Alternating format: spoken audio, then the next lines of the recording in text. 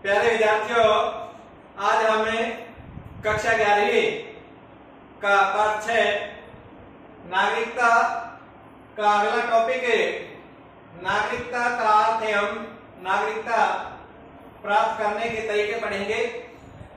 इसके अलावा और हम जो टॉपिक पढ़ेंगे वो है नागरिकता खोने के तरीके तथा नागरिकता के मार्ग में आने वाली बाधाएं। तो सबसे पहले हमें नागरिकता का अर्थ स्पष्ट करते हैं। कल मैंने आपको नागरिक का अर्थ बताया था कि राज्य में रहने वाले व्यक्ति जिसे कुछ आर्थिक, सामाजिक एवं राजनीतिक अधिकार प्राप्त हैं वह नागरिक कहलाता है। नागरिक राज्य के प्रति अपने कर्तव्यों का पालन करता है। आज नागरिकता क्या है यह मैं आपको स्पष्ट करता हूं। राज्य का नागरिक होने के नाते प्रत्येक व्यक्ति अपने अधिकारों का उपभोग करता है तथा अपने कर्तव्यों का पालन करता है। अपने राज्य के प्रति एक कर्तव्यों का पालन करने की भावना किसी भी राज्य में व्यक्ति की नागरिकता कहलाती है। अर्थात राज्य द्वारा व्यक्ति को नागरिक होने के नाते जो विशेष सुविधाएं प्रदान की जाती है उन्हें नागरिकता कहा जाता है। यहाँ कल हमने आपको बताया था दो प्रकार की नागरिकता है, जन्मजात नागरिकता और दूसरी राज्यकृत नागरिकता। जब कोई व्यक्ति जन्म से किसी राष्ट्र या राज्य का नागरिक बन जाता है तो वह जन्मजात नागरिकता कहलाती है। लेकिन जब कोई व्यक्ति अपने मूल देश को छोड़कर किसी दूसरे देश में रहने लगता है और वहां के नियमों और कानूनों को पूरा करके नागरिकता प्राप्त कर लेता है तो उस नागरिकता को राज्यकृत नागरिकता कहते हैं। तो आज हमें नागरिकता को कैसे प्राप्त किया जाता है उसके बारे में चर्चा करेंगे। तो दोनों नागरिकताओं को कैसे प्राप्त किया जाता है। पहली जो है जन्मजात नागरिकता, उसमें नागरिकता प्राप्त करने के 3 सिद्धांत हैं और पहला सिद्धांत है हमारा भूमि सिद्धांत। भूमि सिद्धांत के अंतर्गत जब कोई दंपति कि कहीं दूसरे देश जाता है और वहां उनको बच्चा पैदा हो जाता है तो भूमि सिद्धांत के अंतर्गत उस बच्चे को उस देश की नागरिकता मिल जाती है। हम मानते हैं कि भारत का कोई दंपति इंग्लैंड घूमने गया था और वहां इंग्लैंड की भूमि में उनको बच्चा पैदा हो गया तो उस बच्चे को इंग्लैंड की नागरिकता मिल जाएगी और वह भारत का नागरिक तो बना ही रहेगा। तो इस प्रकार से जो इंग्लैंड की नागरिकता है वह भूमि सिद्धांत के आधार पर प्राप्त हुई। दूसरा है हमारा रक्त सिद्धांत। जब व्यक्ति को अपने माता पिता की नागरिकता के आधार पर नागरिकता प्राप्त होती है तो वह जन्म रक्त सिद्धांत पर आधारित नागरिकता कहलाती है। जैसे कोई भारत में रहने वाले दंपति को अगर बच्चा पैदा होता है तो उस बच्चे को जन्म से ही अपने माँ बाप की नागरिकता के आधार पर नागरिकता प्राप्त हो जाती है और इस नागरिकता को हमें रक्त सिद्धांत पर प्राप्त नागरिकता कहते हैं। तीसरा है दोहरी नागरिकता। कई परिस्थितियों में व्यक्ति को दोहरी नागरिकता प्राप्त हो जाती है। वह कैसे मैं स्पष्ट करता हूं। अभी जैसा हमने बताया कि कोई भारतीय दंपति घूमने के लिए इंग्लैंड गया था और वहां उनको बच्चा पैदा हो गया और उस बच्चे को भूमि सिद्धांत के आधार पर इंग्लैंड की नागरिकता मिल गई तथा उस बच्चे को रक्त सिद्धांत के आधार पर भारत की नागरिकता मिल गई क्योंकि उसके माँ बाप भारत ये नागरिक हैं, इसलिए उसे भारत की नागरिकता भी मिल गई। इस अवस्था में बच्चे को दोहरी नागरिकता मिल गई। वह इंग्लैंड का नागरिक भी है और भारत का भी नागरिक है। लेकिन जब वह वयस्क होगा, 18 वर्ष का होगा, तो उसे अपनी एक नागरिकता त्यागनी पड़ेगी तथा एक नागरिकता रखनी पड़ेगी। तो ये जन्मजात नागरिकता कैसे प्राप्त होती है हमने बताया आपको। अब जो दूसरी नागरिकता है, राज्यकृत नागरिकता, वह कैसे प्राप्त की जा सकती है उसका हम वर्णन करते हैं। किन किन तरीकों से हम उसको प्राप्त कर सकते हैं। और उसमें सबसे पहला है हमारा लंबा निवास।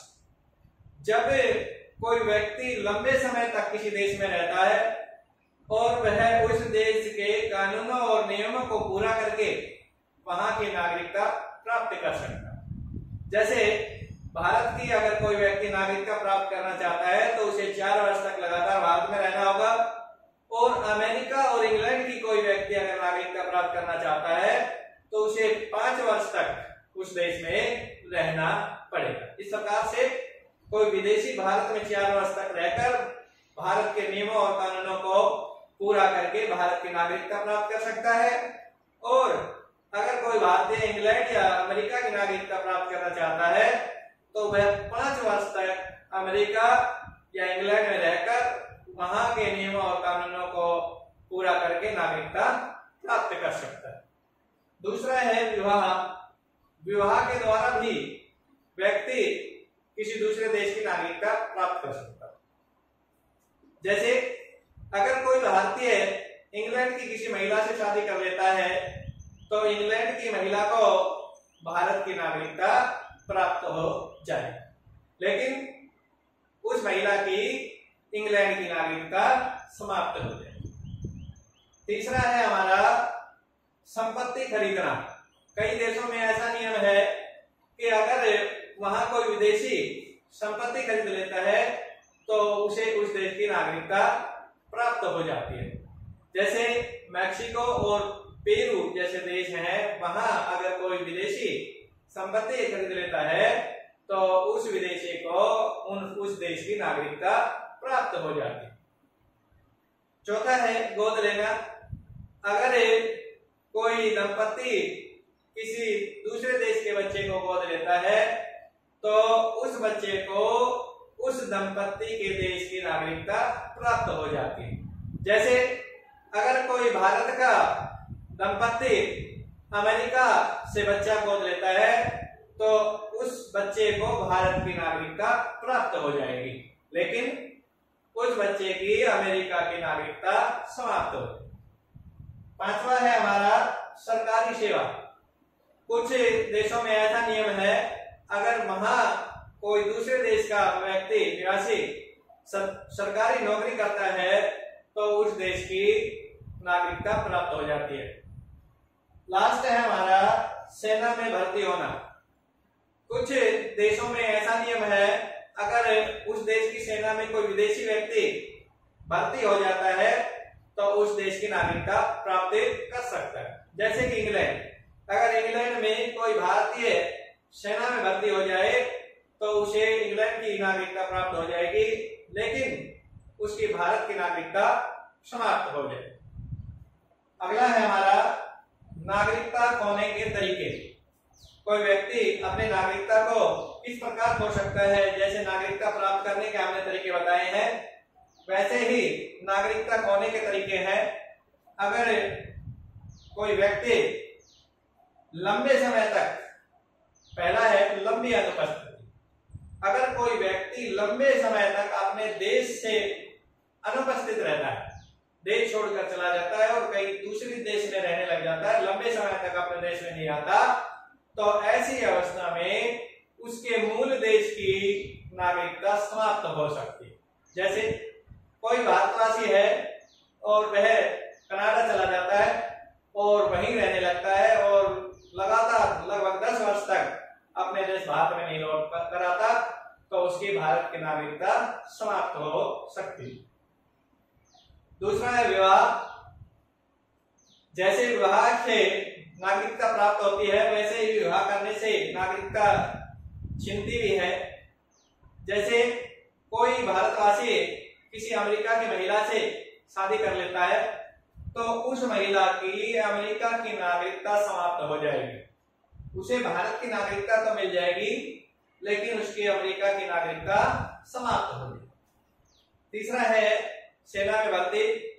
मैंने जैसे आपको बताया कि कुछ देश ऐसे हैं जहां अगर कोई विदेशी सेना में भर्ती हो जाए तो उसे उस देश की नागरिकता मिल जाती है। जैसे कि इंग्लैंड, अगर इंग्लैंड में कोई विदेशी नागरिक सेना में भर्ती हो जाता है तो उसे इंग्लैंड की नागरिकता प्राप्त हो जाती है, लेकिन उस व्यक्ति की अपने देश की नागरिकता खो जाएगी या समाप्त हो जाएगी। चौथा है हमारा देशद्रोह। अगर कोई व्यक्ति अपने देश में कोई ऐसा कार्य करता है जो देशद्रोह का कार्य है तो उस व्यक्ति की नागरिकता छीनी जा सकती है, उसे नागरिकता से निलंबित किया जा सकता है। पांचवा है विदेशी सेना में भर्ती होना। ये हम पॉइंट पहले कर चुके हैं। पांचवा पॉइंट हमारा अगला है गोद लेना। अगर कोई विदेशी दंपत्ति किसी दूसरे देश के बच्चे को गोद लेता है तो उस बच्चे की अपने देश की नागरिकता समाप्त हो जाएगी। जैसे उदाहरण देते हैं हम, भारत का कोई दंपत्ति अमेरिका के किसी बच्चे को गोद लेता है तो उस बच्चे को भारत की नागरिकता तो मिल जाएगी, लेकिन उस बच्चे की अमेरिका की नागरिकता समाप्त हो जाएगी। नेक्स्ट जो हमारा टॉपिक है वह है नागरिकता के मार्ग में आने वाली बाधाएं। वो कौन से कारक हैं या बाधाएं हैं जो एक आदर्श नागरिकता के मार्ग में रुकावट पैदा करती हैं, उसका हम इस टॉपिक में वर्णन करेंगे। और उसमें सबसे पहला है आलस्य। आलस्य व्यक्ति की आदर्श नागरिकता में एक बाधा है। यहाँ आलस्य से हमारा अभिप्राय है व्यक्ति का शासन और राजनीतिक कार्यों में भाग नहीं लेना, अर्थात राजनीतिक कार्यों के प्रति व्यक्ति की उपेक्षा।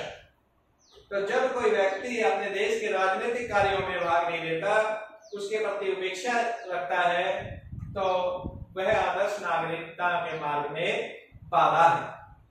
दूसरा है हमारा निरक्षरता। अनपढ़ता भी आदर्श नागरिकता के मार्ग में बाधा है, क्योंकि एक अशिक्षित व्यक्ति अपने देश की समस्याओं के बारे में जागरूक नहीं होता, वह अपने देश की समस्याओं के समाधान में महत्वपूर्ण भूमिका नहीं निभा सकता। इसलिए निरक्षरता एक आदर्श नागरिकता के मार्ग में बाधा है। गरीबी भी आदर्श नागरिकता के मार्ग में बाधा है। जैसा भारत में एक बड़ी मात्रा में लोग गरीब हैं और गरीब व्यक्ति अपना जीवन निर्वाह करने में ही लगा रहता है, उसे देश की समस्याओं के बारे में ज्ञान नहीं होता और न ही वह देश की समस्याओं के समाधान में भूमिका निभा पाता है, क्योंकि उसका पूरा जीवन अपनी आजीविका के चक्कर में निकल जाता है। इसलिए गरीबी आदर्श नागरिकता के मार्ग में बाधा है। चौथा हमारा पॉइंट है स्वार्थ। जब व्यक्ति निजी स्वार्थ से ग्रस्त हो जाता है तो वह आदर्श नागरिकता के मार्ग में बाधा बन जाता है। स्वार्थ के कारण व्यक्ति राष्ट्र हित के कार्य न करके स्वयं हित के कार्य करने लगता है और इससे राष्ट्रीय भावना, राष्ट्रीय विकास में बाधा उत्पन्न होती है और आदर्श नागरिकता के मार्ग में एक बाधा बन जाता है।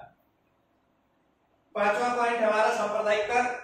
सांप्रदायिकता का अर्थ मैं पहले आपको समझ कर देता हूं। जब कोई व्यक्ति धर्म के आधार पर भेदभाव करता है तो उसे हम सांप्रदायिकता कहते हैं। अर्थात जब व्यक्ति अपने धर्म को श्रेष्ठ मानता है और दूसरे व्यक्ति के धर्म को हीन मानता है और धर्म के आधार पर दूसरे व्यक्ति से भेदभाव करता है तो उसे सांप्रदायिकता कहा है। सांप्रदायिकता आदर्श नागरिकता के मार्ग में बाधा है। सांप्रदायिकता के कारण व्यक्ति दूसरे व्यक्ति से हीन भावना तथा घृणा की भावना रखता है और राष्ट्रीय विकास में अपना पूर्ण योगदान नहीं दे पाता। क्षेत्रवाद भी आदर्श नागरिकता के मार्ग में बाधा है और क्षेत्रवाद का भी मैं आपको समझ कर देता हूं। जब क्षेत्र विशेष के व्यक्ति अपने निजी, आर्थिक, सामाजिक और राजनीतिक कारणों से अपने क्षेत्र के प्रति निजी विशेष भावना रखते हैं और दूसरे क्षेत्र के प्रति घृणा की दृष्टि रखते हैं, तो उसे क्षेत्रवाद की भावना कहते हैं। अर्थात जब व्यक्ति क्षेत्र विशेष में से वो अपनी भावना के कारण पूरे राज्य या राष्ट्र से अलग होने की मांग करता है, तो वह भावना क्षेत्रवाद की भावना कहलाती है। क्षेत्रवाद की भावना के कारण व्यक्ति राष्ट्र निर्माण में भूमिका नहीं निभा सकता और वह राष्ट्र की समस्याओं के प्रति उदासीन रहता है, वह राष्ट्र की समस्याओं के समाधान में अपना योगदान नहीं दे पाता। इसलिए क्षेत्रवाद आदर्श नागरिकता के मार्ग में एक बड़ी बाधा है। इस प्रकार से नागरिकता के मार्ग में आने वाली बाधाएं स्पष्ट हुई।